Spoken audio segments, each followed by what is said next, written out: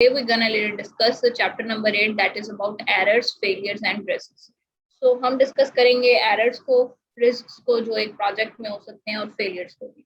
At the end हम कितना ही planned काम करने की कोशिश कर लें, उसको कितना ही organized way की में कोशिश कर लें, कुछ टेक्निकल फॉल्ट्स भी हो सकते हैं, नेचर की भी डिजास्टर्स हो सकते हैं, अनएक्सपेक्टेड सर्कमस्टांसेस आ सकते हैं, तो कोई ना कोई रिस्क, कोई ना कोई फेलियर और एरर हो सकता है. So how we should go for tackle those errors or failures, उनको प्रोफेशनली हमने कैसे टैकल करना है और किस तरह से हमने ग्रूम करना है कि आने वाले वक्त में या फ्यूचर में हमारे एरर्स या फेलियर्स कम से कम. बट एक बात याद रखिएगा, at the end we are humans, तो रिस्क का फैक्टर हमेशा रहेगा. अगर आप लोगों ने ना सॉफ्टवेयर इंजीनियरिंग में या सॉफ्टवेयर प्रोजेक्ट मैनेजमेंट में आप लोगों ने पढ़ा हो कैपेबिलिटी मैच्योरिटी मॉडल, पढ़ा हुआ है, CMM जिसको बोलते हैं. जी मैम. क्या पढ़ा हुआ है उसके अंदर, आपने को बता सकता है वो क्या होता है? कुछ छोटा सा कोई रिव्यू का दे दो.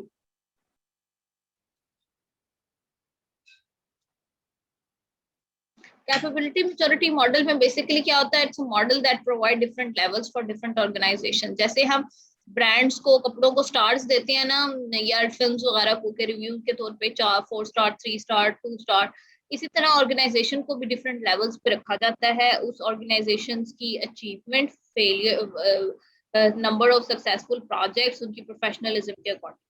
तो वहां पे जाके आपके नंबर 4th लेवल पे या 5th और लेवल पे जो ऑर्गेनाइजेशंस आती हैं CMM पे, तो जब वो ऑप्टिमाइज हो जाती हैं, जब वो मेजरमेंट्स कर लेती हैं फैक्ट्स एंड फिगर्स के साथ, वहां पे हम एरर, रिस्क और फेलियर्स को जो है वो टैकल करते हैं. लेवल 1 पे या इनिशियल लेवल पे फेलियर्स को या रिस्क को टैकल करना बड़ा डिफिकल्ट हो जाता है, क्योंकि एक तो उस पर कॉस्ट भी बहुत पुट होती है और सेकेंड बहुत सी चीजें जो हैं हम तजर्बे से सीखते हैं और तजर्बे के बाद ही हमें पता चलता है कि ये भी एक रिस्क का फैक्टर है that we should include in our project. Clear हो गया? जैसे आपके सामने है, आप लोगों ने इससे पहले जो एग्जाम्स दिए हैं वो गुजरांवाला कैंपस में दिए हैं या मेन कैंपस में दिए? कैंपस में. मतलब ये मैं पूछना चाह रही हूँ, जो पोर्टल बना हुआ एग्जामिनेशन का, तो पहले आपने कभी एग्जाम दिया है? यस मैम, दी है. लास्ट सेमेस्टर में दी है. फाइनल भी लास्ट सेमेस्टर में आपने दिया है. मतलब कहने का मतलब ये है कि जब आपने पहली दफा इस पे दिया होगा तो नंबर ऑफ क्यूरीज बहुत ज्यादा थी, प्रॉब्लम्स भी बहुत ज्यादा थी, उसमें एरर्स बहुत थे.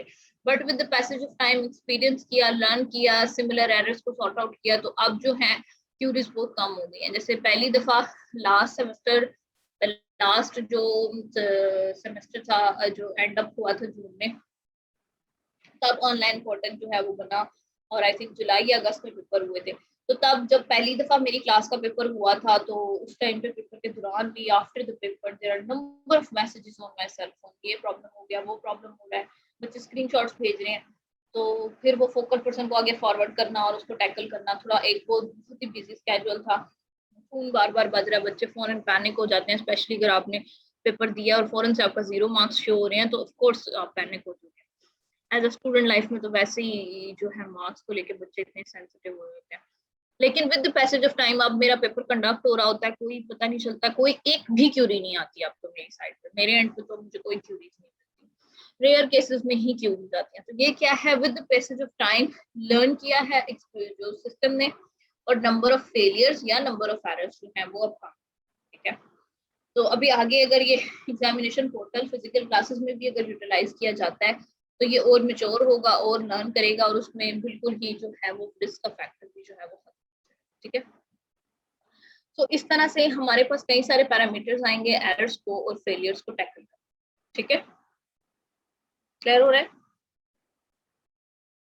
कुछ अब जैसे एरर्स आते हैं, हम उनको या फेलियर्स को टैकल कर सकते हैं विद एक्सपीरियंस, तजर्बे से सीखते हैं. कुछ हम अपने पास टेक्निकल नॉलेज अच्छा रखकर जो है, या अपनी रिसर्च स्ट्रॉन्ग करके, if you develop a project, और अगर आप उससे रिलेटेड किसी प्रोजेक्ट को पहले स्टडी कर लो, तो उसके एरर्स को, फेलियर्स को गो थ्रू कर लो, या आप अपनी डेवलपमेंट इतनी स्ट्रॉन्ग रखो, रिक्वायरमेंट गैदरिंग के फेज से लेके डिप्लॉयमेंट तक हर फेज पे फुली फ्लश फोकस्ड होकर काम करो, तो फेलियर्स और एरर्स के चांसेस जो हैं वो कम हो जाए. समझ आ रही है ना?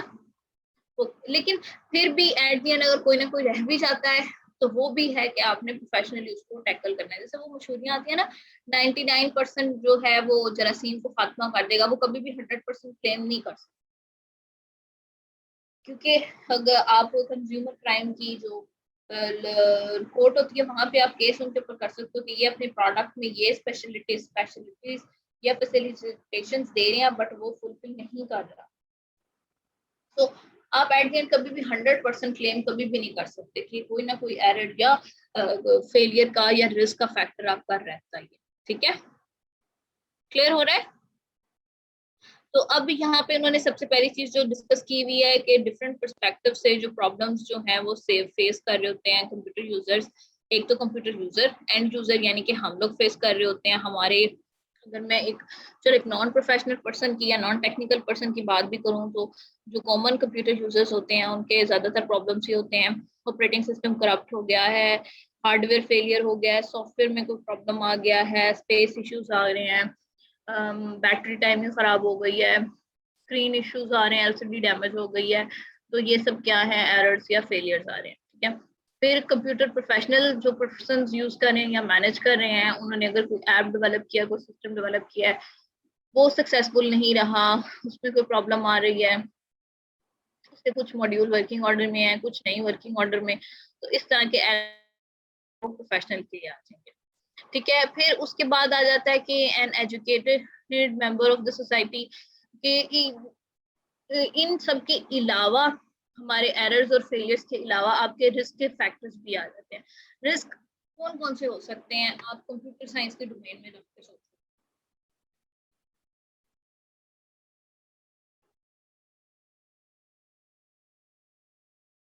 देखो, एरर और फेलियर को हम तजर्बे से और एफर्ट पुट करके हम टैकल कर सकते हैं, जबकि रिस्क को एक तो आइडेंटिफाई करना ही बहुत मुश्किल है, क्योंकि ज्यादातर रिस्क होते हैं वो अनसीन होते हैं।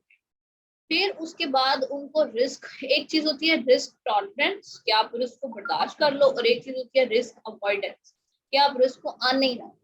ग्रेजुअली जो है ना आप मूव करते हो रिस्क टॉलरेंस से रिस्क अवॉइडेंस पे, कि पहले तो आप उस रिस्क को टॉलरेट करने की कोशिश करते हो। जैसे मैंने बोला ऑनलाइन एग्जामिनेशन पोर्टल में जो फेलियर्स, एरर्स और रिस्क आ रहे हैं, हम उसको टॉलरेट कर रहे हैं, उसको टैकल करने की कोशिश कर रहे हैं, ताकि हमारे टीचर्स और हमारे स्टूडेंट्स जो हैं वो सेटिस्फाइड हो। But in future we are planning कि हम इन रिस्क को आने ही ना दें, so we should go for the risk avoidance techniques, कि हमने लर्न किया है, हमने और एफर्ट पुट किया है इन सेंस ऑफ मनी और in sense of technical expertise और इन सेंस ऑफ फीचर्स, के इसके अंदर जो है वो रिस्क आए ही ना। That's why number of queries जो है वो ड्रॉप होना शुरू हो गई। क्लियर हो गया? तो कंप्यूटर साइंस के डोमेन में मैंने सवाल पूछा था कौन कौन से रिस्क आ सकते हैं। आपका हार्डवेयर का प्रॉब्लम हो सकता है, सॉफ्टवेयर का प्रॉब्लम हो सकता है, इलेक्ट्रिसिटी का प्रॉब्लम हो सकता है, बिजली की उसकी वोल्टेज इश्यूज हो सकते हैं। इसके अलावा हमारा बैकअप अवेलेबल ना हो, डाटा लॉस हो जाए, ये सबसे बड़ा रिस्क हो। नादरा का डाटा लॉस हो रहा है, इलेक्शन कमीशन ऑफ पाकिस्तान का लॉस हो रहा है, किसी एजुकेशनल इंस्टीट्यूट का डाटा लॉस हो रहा है। So these are the largest type of risk जिनको थोड़ा बेयर करना मुश्किल होता है, और अगर इनको बेयर किया भी जाए तो आपको फाइनेंशियल क्राइसिस से गुजरना। ठीक है, अब देखो नादरा के पास अगर किसी डाटा अगर उसकी किसी एक ब्रांच से भी लूज हो जाए या लॉस की तरफ चला जाए, तो वो फिर दोबारा से कलेक्ट करना एक ठीक ठाक फटीक होती है। तो आपके ख्याल में इसका सोल्यूशन क्या हो सकता है डाटा लॉस का?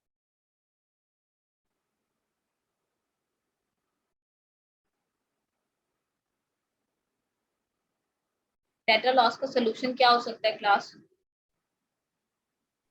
मैम उसके मैनी रिकॉर्ड्स बनाए जाएं।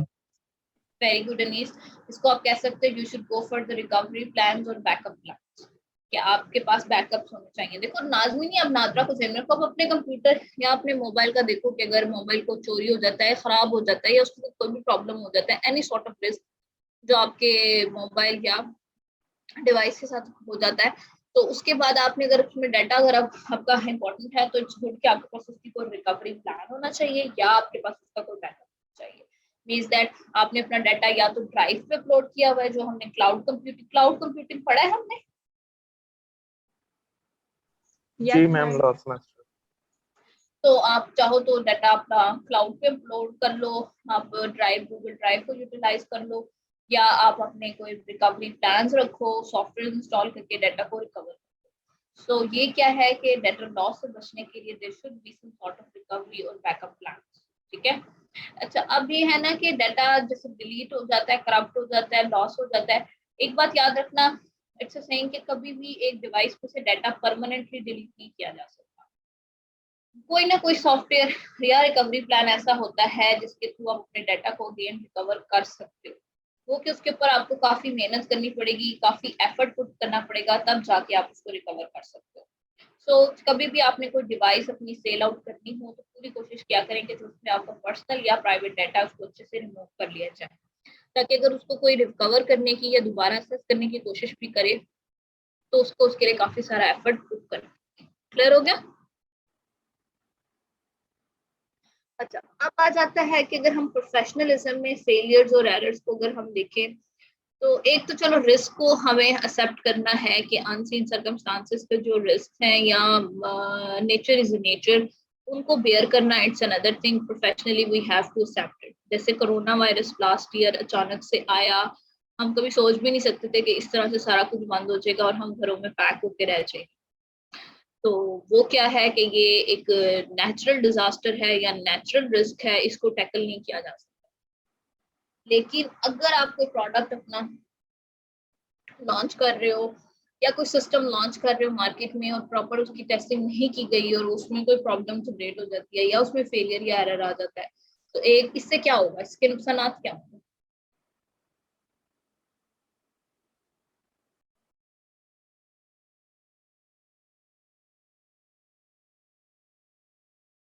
क्या नुकसान हो सकते हैं बच्चों? थोड़ा सा तो पार्टिसिपेट किया करें क्लास में। आपका क्या नुकसान होगा? सबसे पहले तो ये है कि आपकी मार्केट रेपुटेशन खराब हो जाए। जैसे अगर आप कोई भी किसी जगह से कपड़ा जूता ले रहे हो, वो खराब निकल आता है, तो आप उधर दोबारा उस जगह को प्रेफर नहीं करो। आप इर्द गिर्द के लोगों को भी बताओगे कि यहाँ से नहीं अच्छा मिला था, ये नहीं सही दुकान है, नहीं सही शॉप। इससे क्या हो रहा है, आपकी रेपुटेशन खराब हो रही है। मैम उसमें ये है फिर आपका वो आपके डाटा को इस्तेमाल करके कोई ना कोई आपके ही मतलब नुकसान कर सकते हैं। हाँ, नुकसान इन दैट सेंस होगा कि आपका ना एक रेपुटेशन खराब हो रही है, आपकी सेल्स डिक्रीज हो जाएगी, आप लॉस की तरफ जाओगे, मे बी आपकी कंपनी खत्म हो जाए। खासतौर पे अगर आपके एरर्स या फेलियर्स जो है आपकी बिल्कुल fully flush launching of the product के बाद हो रही है, डिप्लॉयमेंट के बाद हो रही है, तो आप अपने कस्टमर से अपना ट्रस्ट लूज कर दोगे। आपके पास उससे से और प्रोजेक्ट्स आने के चांसेस भी कम हो जाते हैं। वही अगर आप एक सक्सेसफुल प्रोडक्ट लॉन्च करते हो या डिप्लॉय करते हो, तो फिर आपके पास और इस तरह के प्रोजेक्ट्स आने के चांसेस बढ़ जाते हैं। वो कस्टमर और लोगों को भी आपको रिकमेंड करेगा। सो इस तरह जो है वो आपकी जो प्रोफेशनली जो है आप ग्रूम करोगे और प्रॉफिट जनरेट करोगे। ठीक है। मेन पर्पस तो यही है ना कि प्रॉफिट जनरेट किया जाए और लाइफ में आगे बढ़ा जाए। तो अगर एरर्स और फेलियर्स डिप्लॉयमेंट के टाइम पे आएंगे तो उससे क्या होगा कि आप प्रोफेशनली जो है वो पीछे चले जाओगे। तो ये एरर्स और फेलियर्स डिप्लॉयमेंट के टाइम पे आने का मतलब ये होगा कि आपने टेस्टिंग जो है वो ठीक से परफॉर्म नहीं की। There are different types of testing. अगर हम लोगों ने बीटा टेस्टिंग जो कस्टमर एंड पे है वो प्रॉपर्ली परफॉर्म नहीं की, या और कोई भी टाइप ऑफ टेस्टिंग है, मॉड्यूल्स को प्रॉपर्ली टेस्ट नहीं किया, तो इस वजह से प्रॉब्लम जनरेट हो गया। लेकिन यहाँ पे आपने ये चीज हमेशा याद रखनी है कि कुछ सर्कमस्टांसेस अनसीन होते हैं, हम उनको कभी भी प्रिडिक्ट नहीं कर सकते। सर्वर पे जैसे लोड बहुत ज्यादा अगर बढ़ गया है, बहुत ज्यादा लोग आ गए और हमने इतने प्लान नहीं किए हुए थे। ज्यादा मैंने आप लोगों को एक बात टर्मिनोलॉजी करवाई थी, stimulation. Can anyone explain what is stimulation?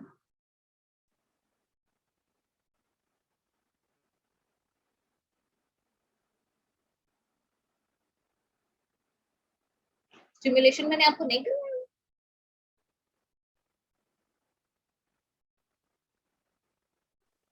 हाँ क्लास मैम। स्टिमुलेशन, स्टिमुलेशन वैसे क्या होता है, किसी को पता है?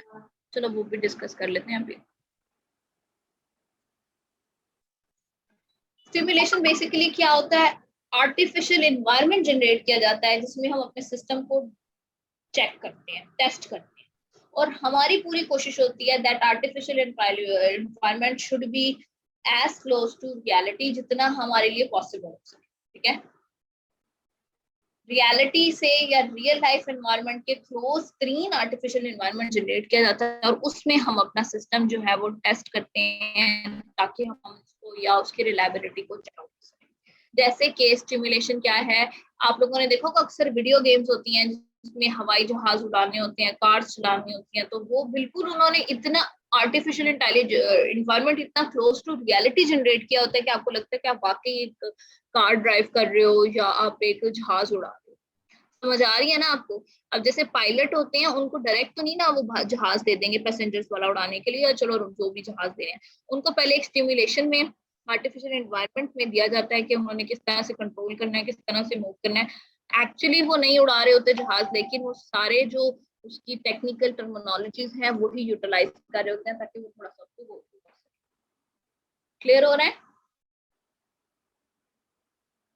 इसी तरह अगर हमने एक सर्वर लॉन्च करना है तो हम आर्ट स्टिमुलेशन में क्या करेंगे, हम मैक्सिमम उसके ऊपर यूजर्स पुट करके ट्रैफिक देकर ये चेकआउट करने की कोशिश करेंगे कि सर्वर लोड को टैकल कर रहा है या नहीं कर।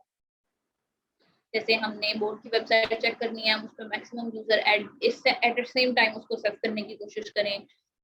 आपका सर्वर है एग्जामिनेशन पोर्टल का, अगर आपको याद हो मे भी आपके साथ हुआ या नहीं, जब एग्जामिनेशन पोर्टल को लॉन्च करना था तो उससे पहले जो है उसको उसका ये चेक करने के लिए कि मॉड्यूल वर्किंग ऑर्डर में है, लोड ले रहा है या नहीं ले रहा, डमी टेस्ट जो थे वो अपलोड किए गए थे और डिफरेंट क्लासेस को कहा गया था कि आपने ये टेस्ट जो है वो परफॉर्म करना। उन्होंने कुछ इंस्ट्रक्शन दी थी कि आपने सबमिट नहीं करना, हम चेक करना चाह रहे हैं कि with in the time automatically submit हो रहा है या नहीं, सर्वर वर्किंग ऑर्डर में रहता है या नहीं। तो ये क्या है, ये स्टिमुलेशन है, हम आर्टिफिशियल इन्वायरमेंट जनरेट करें कि हम अपने सिस्टम को टेस्ट कर सकें। लेकिन एक बात याद रखना, हम जितना भी आर्टिफिशियल इन्वायरमेंट जनरेट करने की कोशिश करें, हम कभी भी 100% रियल लाइफ का इन्वायरमेंट जनरेट नहीं कर सकते। जैसे मैं अक्सर आपको बोर्ड की वेबसाइट की एग्जांपल देती हूँ कि हम कितने ही एंड यूजर्स लेके आ जाएं, लेकिन उस दिन जिस दिन रिजल्ट आना होता है, खासतौर पे एफएससी का और मैट्रिक का, तो ना सिर्फ एक पर्सन के अगेंस्ट इतने सारे लोग उसका डाटा सर्च कर रहे होते हैं, रिश्तेदार होते हैं, एजुकेशनल इंस्टीट्यूट होते हैं और भी बहुत सारे लोग होते हैं जो सर्च आउट कर रहे होते हैं डाटा को। तो लोड सर्वर के ऊपर एक्सपेक्टेशन से हमेशा ज्यादा ही होता है, लेकिन हम मैक्सिमम एक्सपेक्टेशंस को अचीव कर लें ताकि जो है वो प्रॉब्लम्स को, फेलियर्स को या रिस्क को जो है हम टैकल करें। ठीक है, तो स्टिमुलेशन का जो टॉपिक है इट्स इम्पोर्टेंट, इसको मैं पेपर में इंक्लूड करती हूँ। ठीक है, क्लियर हो रहा है? अगर आपको ये इस चीज का आइडिया हो ना, ये जो वीडियो गेम्स जो बच्चे ज्यादा शौक से खेलते होंगे, तो जो खासतौर पे ड्राइविंग से रिलेटेड वीडियोस खेलते हैं, तो अगर उन्हें रियल लाइफ में दिया जाए तो वो काफी हद तक अच्छी ड्राइविंग कर लेते हैं। आप लोगों ने शायद एक वीडियो भी देखी होगी, एक बच्चा था जो वो बहुत खेलता था कंप्यूटर प्लेन उड़ाने वाली गेम्स स्टिमुलेशन के थ्रू। तो उसको फिर एक्सपेरिमेंट किया गया था ये चेक करने के लिए क्या ये सच में प्लेन उड़ा सकता है या नहीं, but of course with pilot and को पायलट। तो उसको फिर चेक किया गया था और उसने काफी अच्छा जहाज उड़ा दिया था, नॉट पैसेंजर वाला जहाज नहीं, प्राइवेट जेट की बात कर रही हूँ। तो इसी तरह आई थिंक वो कौन सा एक्टर था, वो अपनी फैमिली के साथ प्राइवेट जेट में जा रहा था, बट उसके बाय चांस उसके पायलट को हार्ट अटैक आ गया और उसकी डेथ हो गई, को पायलट अवेलेबल नहीं था। तो उसने सिर्फ और सिर्फ स्टिमुलेशन के थ्रू, वो पहले से एक वीडियो गेम्स में इस तरह से जहाज उड़ा चुका था, तो उसने थोड़ा सा जो है सिचुएशन को टैकल किया और उसको सक्सेसफुली जो है वो लैंड कर दिया। ये अक्सर फिल्मों ड्रामे में यूं के सीन आ नहीं जाते होते हैं, कोई ना कोई एक पर्सन है जिसको जहाज उड़ाना नहीं भी आता, तो लेकिन थोड़ी बहुत स्टिमुलेशन की वजह से अगर उसका एक्सपीरियंस इस फील्ड में रहा है तो वो जो है एटलीस्ट लैंडिंग कर देता है। क्लियर हो रही है ये बात? सो स्टिमुलेशन बेसिकली क्या है, it's a testing environment which is artificially generated and we try to achieve reality as much as possible. ठीक है, क्लियर हो गया? बट एक बात आपने हमेशा याद रखनी है, that we try to achieve, हम कोशिश करते हैं कि हम क्लोज टू रियलिटी चले जाए, पर 100% हम रियलिटी कभी भी अचीव कर सकते हैं, इट कैन बी 99.9%। ठीक है, क्लियर हो गया? तो इन चीजों के थ्रू हम क्या करेंगे, हम रिस्क को टैकल करेंगे। क्लियर हो रहा है? अच्छा जी, उसके बाद इसमें प्रॉब्लम्स आने, अच्छा मैं बहुत सारी चीजें जो है ना वो मैं खुद से टॉपिक करवा लेती हूँ जो मुझे उस टॉपिक से रिलेटेड है। ठीक है, तो इसमें ना आप एक CMM को भी देख लेना कि कौन से लेवल्स हैं जहाँ पे हम रिस्क टॉलरेंस के बजाय रिस्क अवॉइडेंस की तरफ मूव हुआ। अब हमने उसको टॉलरेट नहीं करना, हमने अपना सिस्टम इस तरह से डेवलप करना है या हमने अपनी ऑर्गेनाइजेशन को इस तरह से लेके चलना है कि अब हम रिस्क को अवॉइड ही करें। जैसे आपने वो पढ़े हो ना, बल्कि मैंने भी आपको करवाए थे, आपके सॉफ्टवेयर डेवलपमेंट प्रोसेस मॉडल्स, ज्यादा पढ़े हुए हैं आप लोगों ने सॉफ्टवेयर इंजीनियरिंग में? जी मैम। कोई एक मॉडल का नाम बताएं।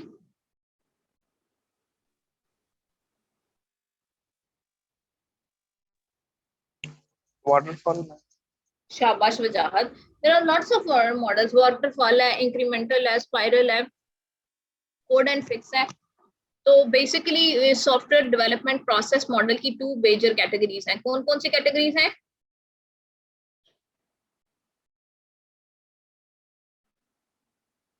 ये मैंने आपको उस वक्त पढ़ाते हुए भी कहा मैम था कि प्लान ड्रिवन मॉडल और अजाइल। शाबाश मैम कैसर, प्लान और very good. Agile. Plan driven models एक कैटेगरी है और दूसरी है अजाइल प्रोसेस मॉडलिंग। तो ये दो आपकी मेजर कैटेगरीज हैं। आगे जितने भी आपके मॉडल्स आएंगे वो इन्हीं में लाएंगे, ठीक है। तो इन्हीं मॉडल्स में एकदम से मॉडल्स का जिक्र क्यों करने लग गई हूँ, एक मॉडल है जो आपको रिस्क टैकल करता है। वो कौन सा मॉडल है? Software process model. ये एमसीक्यूज भी एडअप हो सकता है। फिर कौन सा मॉडल है जो रिस्क को टैकल करता है?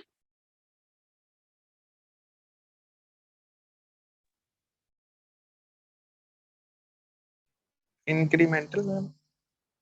नहीं वजाहत, इंक्रीमेंटल है तो जायद प्रोसेस मॉडल, लेकिन उसमें वो रिस्क टैकल नहीं कर रहा होता। रिस्क टैकल आपको प्रोवाइड करता है स्पाइरल मॉडल। जी it's ma'am one of the spiral. Expensive model और ये कॉम्प्लेक्स प्रोजेक्ट्स के लिए यूज किया जाता है। क्योंकि एक बात याद रखना, रिस्क जब आपने टैकल करना है या रिस्क इवन टॉलरेट करना है, अवॉइडेंस पे तो ऑफ कोर्स है ही उसकी कॉस्ट बहुत ज्यादा, टॉलरेंस पे भी उसकी बहुत कॉस्ट आ जाती है, टॉलरेंस पे भी। तो रिस्क को जब भी आप टैकल कर रहे होगे तो वो आपका एक्सपेंसिव मॉडल होगा कि उसमें आपकी कॉस्ट ज्यादा आ रही होगी, तो उसमें कोई ना कोई आपने बैकअप या रिकवरी प्लान एडअप किया। सो स्पाइरल मॉडल जो है वो एक्सपेंसिव टाइप ऑफ प्रोजेक्ट्स पे इंप्लीमेंट किया जाता है जो कॉम्प्लेक्स नेचर के हों, जो सेंसिटिव नेचर के हों, जहाँ पे आपका बजट ज्यादा हो। Can you give me example for spiral model projects कि हमें किस किस्म के प्रोजेक्ट्स के ऊपर इंप्लीमेंट करना चाहिए? क्योंकि कहने की बात होती है कि आप घर के छोटे से प्रोजेक्ट के हैं कि सॉफ्टवेयर, उसके छोटे से प्रोजेक्ट पे स्पाइरल लगा लो, लेकिन आपका इतना बजट ही नहीं है, तो फिर किस तरह के प्रोजेक्ट्स के ऊपर आपके ख्याल में स्पाइरल मॉडल इंप्लीमेंट होता है?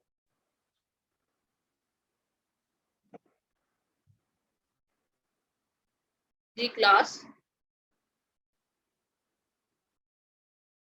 बताएं जी, थोड़े कॉन्सेप्ट अच्छे रखा करें। रिस्क टॉलरेंस कौन से प्रोजेक्ट्स पे बहुत इंपॉर्टेंट है, वहां पे हम इसको निगेट कर ही नहीं सकते, हम इसको लीस्ट प्रायोरिटी पे रख ही नहीं सकते। किस किस्म के प्रोजेक्ट्स पे रिस्क टॉलरेंस नहीं हो सकता?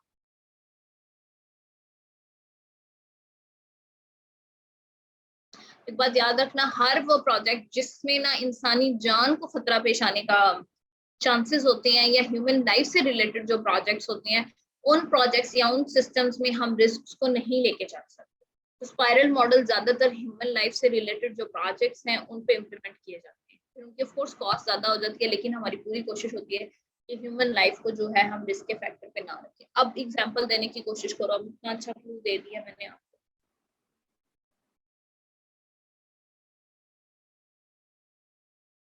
ह्यूमन लाइफ से रिलेटेड कौन से प्रोजेक्ट्स हो सकते हैं? कंप्यूटर साइंस की डोमेन में एंटर होकर सोचो।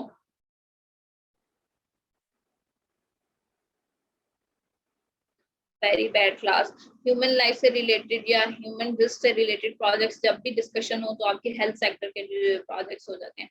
अल्ट्रासाउंड मशीन है, ईसीजी और डिफरेंट टाइप्स ऑफ रिपोर्ट्स और टेस्ट जनरेट करते हैं जो आपके सिस्टम्स, उनमें हम रिस्क नहीं ले सकते, उसमें कोई एरर का चांसेस हम नहीं टॉलरेट कर सकते।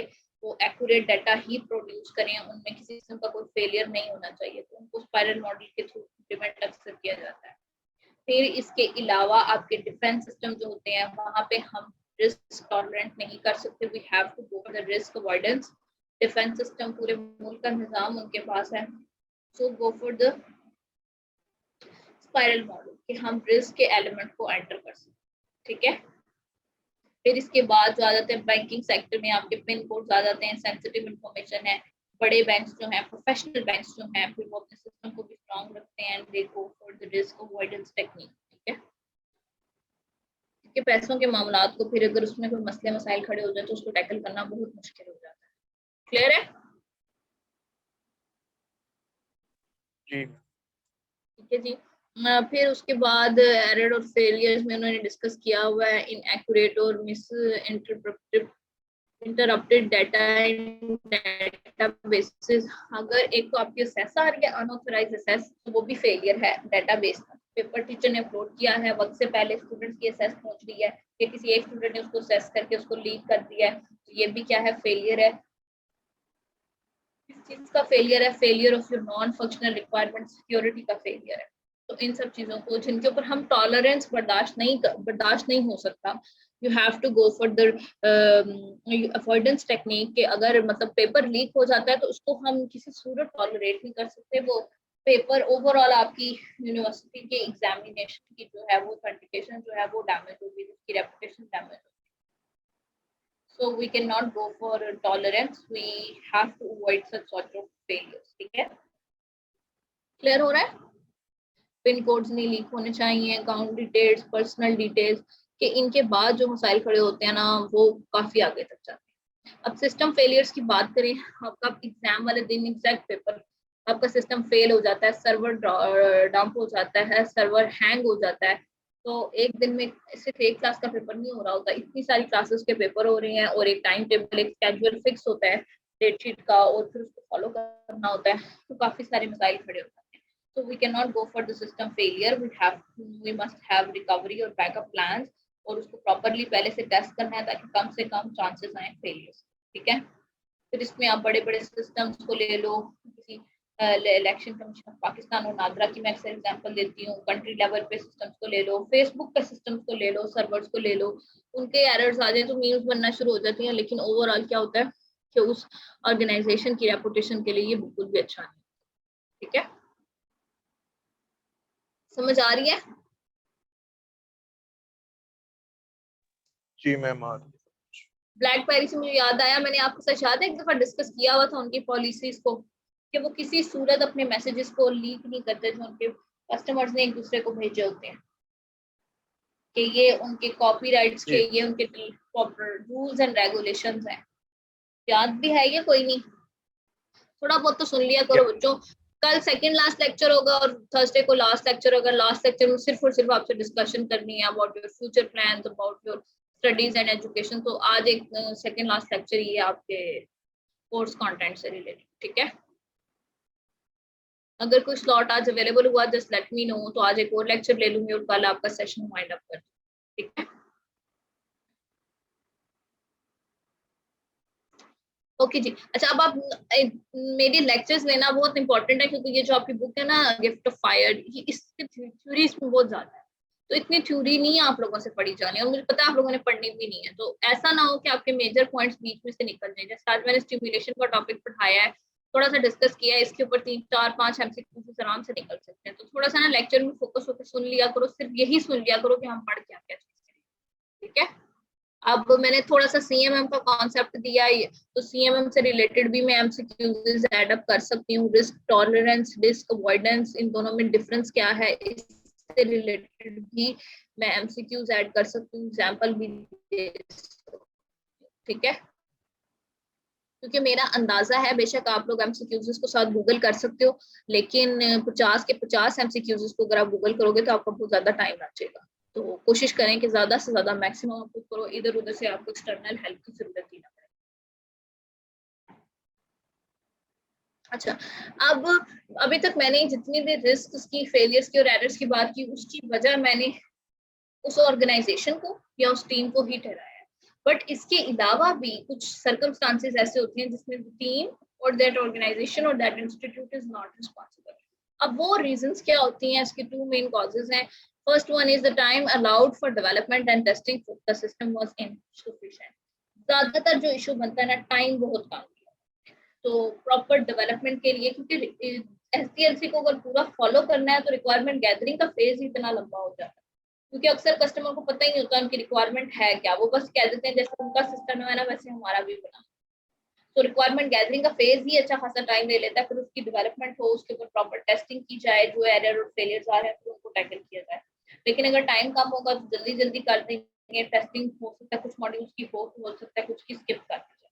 जैसे एग्जामिनेशन पोर्टल जो है वो बिल्कुल अनसीन सर्कमस्टांसेस में अचानक प्लान जो मार्च में ऑफ हो गई है यूनिवर्सिटीज, अभी मिड्स भी कंडक्ट नहीं हुए हुए, तो सेमेस्टर को फ्रीज करने के बजाय उसको कंटिन्यू रखने के लिए online examination start, online classes start हुई हैं, तो फिर पेपर भी ऑनलाइन लेना है, तो वी नीड अ पोर्टल, उस पर काम करना स्टार्ट कर दिया है। तो उसकी प्रॉपर अभी टेस्टिंग और प्रॉपर उसकी चेकिंग नहीं कर सकते, तो दैट्स व्हाई स्टार्ट में एरर्स ज्यादा, बिकॉज टाइम जो था वो बहुत था। ठीक है, फिर आ जाता है अच्छा आपकी जो है रिक्वायरमेंट चेंजेस या आपकी स्पेसिफिकेशन चेंजेस भी आपके फेलियर का बहुत बड़ा वजह होती है। जैसे मैंने बोला ना, अक्सर कस्टमर्स को नहीं पता होता रिक्वायरमेंट्स क्या है, और अक्सर टीम को भी नहीं पता होता रिक्वायरमेंट क्या है। जैसे एग्जामिनेशन पोर्टल फर्स्ट टाइम बन रहा है तो बहुत से पैरामीटर्स या रिक्वायरमेंट जहन में नहीं आते, वो एक्सपीरियंस के साथ ही लर्न किए जाते हैं, तो आपके फेलियर और चांसेस की वजह से रिक्वायरमेंट और फीचर स्पेसिफिकेशन जो है उनमें फ्लक्चुएशन बहुत ज्यादा आ रही है। ठीक है, तो उसकी वजह से क्या होगा, उसकी वजह से क्या हो रहा है कि आपके वो जो फेलियर के चांसेस जो हैं वो इंक्रीज हो। कुछ सिनेरियोज में ऐसे होता है कि कॉस्ट भी इंपॉर्टेंट होती है, उसकी वजह से भी फेलियर और एरर्स आ रहे होते हैं कि एक एफिशिएंट टेस्टिंग अगर हमने परफॉर्म करनी है, we need a proper team, हमें उसके लिए प्रॉपर इन्वायरमेंट की जरूरत है, लेकिन इतनी कॉस्टली नहीं है। एक ही बंदा होता है, वही रिक्वायरमेंट गैदर कर रहा है, वही डेवलप कर रहा है, वही टेस्ट कर रहा है, वही डिप्लॉय कर रहा है, हर सेक्शन की अलग अलग टीम्स अवेलेबल नहीं है, कॉस्ट और बजट कम था, सो दैट्स व्हाई जो है एरर्स के चांसेस ज्यादा होते हैं कि एक प्रोजेक्ट पे अगर एक पर्सन ही सिर्फ काम करेगा तो मे बी वो उस तरह से रिक्वायरमेंट उसके जहन में ना आए, उसके अंदर काफी तो उसके ऊपर बोझ भी बहुत ज्यादा हो जाएगा। तो वही काम अगर मिलकर डिफरेंट टीम्स करेंगी तो हर टीम मेंबर जो है वो अपना काम, अपना स्पेसिफिक पोर्शन अगर तरीके से कर लेगा तो उससे क्या होगा कि फेलियर के चांसेस कम आ जाए। ठीक है, तो चांसेस फेलियर्स की रीजंस में आपकी कॉस्ट भी आ सकती है, आपका टाइम भी आ सकता है, रिक्वायरमेंट फ्लक्चुएशन और स्पेसिफिकेशन चेंजेस या रिक्वायरमेंट चेंजेस, इसको भी आप एडअप कर सकते हो। आपके ख्याल में और क्या रीजंस हो सकती हैं फेलियर्स की या एरर्स की?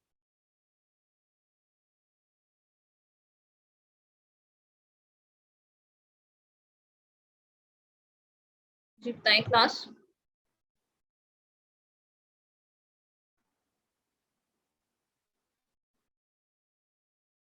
क्लास थोड़ा सा पार्टिसिपेट कर लिया करो, एकदम आप लोग खामोश हो जाते। इसके अलावा आप लोगों के जो ना ज्यादातर ना कॉस्ट के ऊपर काफी प्रॉब्लम्स बन जाते हैं, बजट नहीं फाइनलाइज हो पाता। टाइम के ऊपर तो कस्टमर को होता है कि इस दिन दे दिया जाए, लेकिन कॉस्ट के ऊपर निगोशिएशन और झगड़े, फिर उस कॉस्ट के अंदर उतने टेक्निकल पर्सन को हायर करना, टेस्टिंग की टीम को हायर करना, टेस्टिंग एनवायरनमेंट जनरेट करना। जैसे मैंने अभी सिस्टम होते हैं, लेगेसी सिस्टम्स के हैं, ओल्ड सिस्टम, आउटडेटेड सिस्टम्स जो होते हैं, लेकिन वो सिस्टम्स जो हैं वो उनको हम रिप्लेस एकदम फुली फ्लश नहीं कर सकते, वो इम्पोर्टेंट डाटा कंटेन कर रहे हैं या उनके पीछे बैक एंड पे वो काफी सारी चीजों पे डिपेंडेंट हैं, तो हम एकदम से उस सिस्टम को टर्न ऑफ करके नया सिस्टम नहीं ला सकते। तो लेगेसी सिस्टम्स भी जो है वो फेलियर्स और एरर्स को करते हैं। तो लेगेसी सिस्टम्स को या पुराने आउटडेटेड ओल्ड सिस्टम्स से छुटकारा हासिल करने का तरीका यही होता है कि उनको ग्रेजुअली मॉड्यूल बाय मॉड्यूल जो है अपडेट किया जाए और न्यू सिस्टम्स की तरफ जो है वो मूव ऑन कर दिया जाए। जैसे कहने की बात होती है कि हम एक डाटा जो है एक कंप्यूटर से दूसरे कंप्यूटर में ट्रांसफर कर लें, एक पर्सन का इंडिविजुअल डाटा है तो उसके लिए कोई मसला नहीं है। अब इसको बड़े लेवल पर सोचो, यूनिवर्सिटी अपना सिस्टम चेंज कर रही है, NADRA election commission of Pakistan है, कोई स्टेट है, कोई एजुकेशनल इंस्टीट्यूट है, कोई बैंक है जिसकी मल्टीपल ब्रांचेस हैं, तो वो अगर अपने सिस्टम्स को मूव करिए एक जगह से दूसरी जगह, तो उसके लिए it took lots of time, उसमें काफी कॉम्प्लेक्सिटीज होंगी। सो उसके लिए बेटर अप्रोच यही होती है कि मॉड्यूल बाय मॉड्यूल जो है अपडेशन या ट्रांसफर की जाए। ठीक है, तो लेगेसी सिस्टम्स क्या होते हैं, ये भी एमसीक्यूज में एडअप किया जा सकता है। ठीक है, ओल्ड सिस्टम्स है जो कि इम्पोर्टेंट है काफी, हम उनको एकदम से रिप्लेस नहीं कर सकते, we have to replace it और update it step by step. Clear हो गया? जी मैम। ठीक है। तो इस तरह से हमारे पास जो है वो डिफरेंट रीजन है। अब उन्होंने एरर्स और फेलियर्स में एक रीजन उन्होंने ओवर कॉन्फिडेंस भी रखा है। Over confidence it's one of the major reason. Team, चाहे टीम मेंबर की बात की जाए या कस्टमर की बात की जाए, मतलब बास बच्चे जो होते हैं अपने फाइनल ईयर प्रोजेक्ट को लेके बहुत ओवर कॉन्फिडेंट होते हैं, अनरियलिस्टिक उनकी अप्रोच होती है। शुरू में हम ये बना लेंगे, हम वो बना लेंगे, ये फीचर्स एडअप कर लेंगे, लेकिन एट द एंड उन्होंने किया वो कुछ नहीं। तो ओवर कॉन्फिडेंस, चाहे सिस्टम्स की बात की जाए, ओवरऑल लाइफ में बात की जाए, या अनरियलिस्टिक एस्टिमेशंस जो होंगी वो आपको फेलियर्स की तरफ ही लेके जाए। ठीक है, जैसे स्टार्ट में प्रोजेक्ट कितना कुछ बता देना, हम ये कर लेंगे, और एट द एंड उन्होंने इम्प्लीमेंटेशन में कुछ भी नहीं किया कि हम इतने दिनों में, ये तो काम एक दिन का आराम से हो जाएगा, और एक दिन का वो काम होता नहीं है।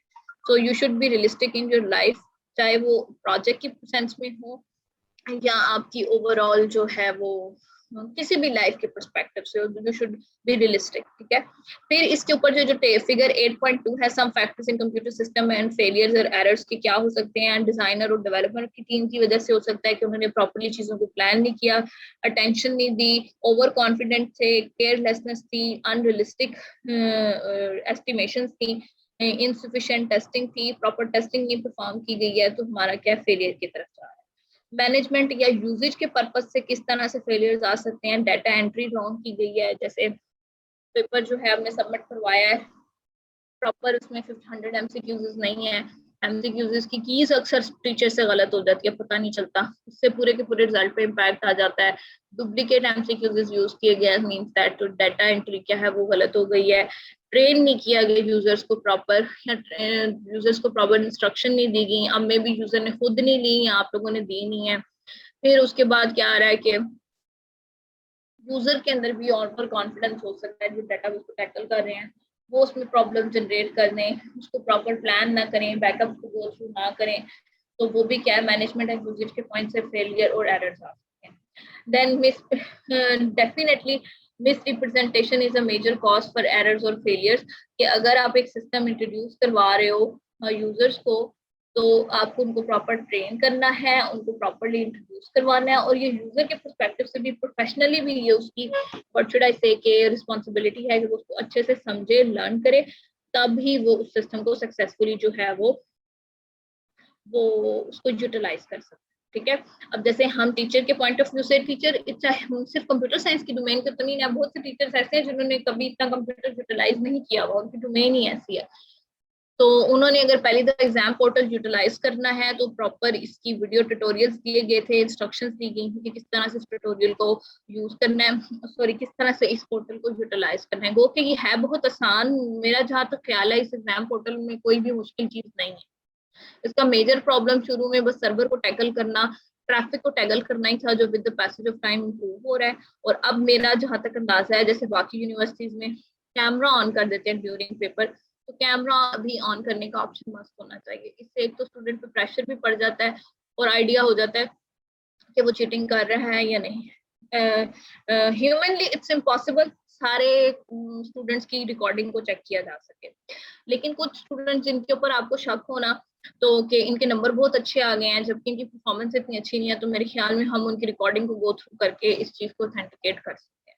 जैसे आपकी क्लास है, आपकी क्लास में फ्यू स्टूडेंट्स हैं जो पार्टिसिपेट करते हैं, फ्यू हैं जिन्होंने फाइनल ईयर प्रोजेक्ट की प्रेजेंटेशन अच्छी दी, और इसके बाद जो इवेलुएशन का मेरी मेन टेक्निक होती है वो आपका वाइवा होता है। वाइवा में भी बहुत कुछ पता चल जाता है। अब एक बच्चा है, उससे वाइवा में कोई आंसर नहीं आ रहा, एक होता है इंसान पैनिक हो जाता है, अंडर कॉन्फिडेंट हो जाता है, उससे नहीं बोला जाता, लेकिन एक होता है उससे कुछ आता ही नहीं होता और वो इधर उधर से देख के बताने की कोशिश कर रहा होता है, वो आपको देख के नजर आ जाता है कैमरा ऑन करने की वजह से।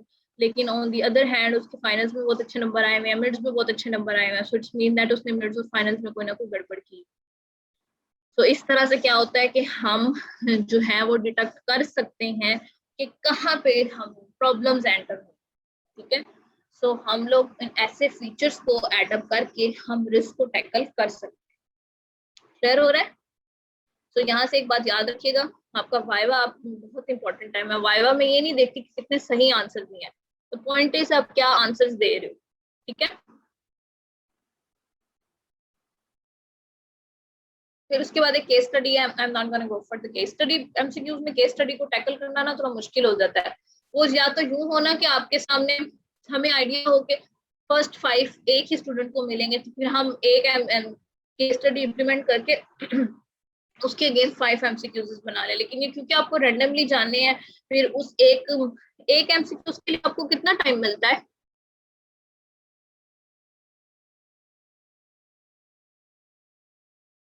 एक मिनट मिलता है एक एमसीक्यू के लिए। तो उसमें केस स्टडी को पढ़ना, उसको समझना और उसका आंसर देना हर एक के लिए पॉसिबल नहीं है। बहुत से बच्चे कर भी लेते हैं, लेकिन हर कोई मेंटली इतना स्ट्रांग नहीं होता कि वो उस प्रेशर को टैकल कर सके। ठीक है, ओके जी। आगे कुछ उन्होंने टैक्टिक्स बताए हुए, how to increase reliability and safety. What is reliability? Chapter wind up करेंगे तेजी से।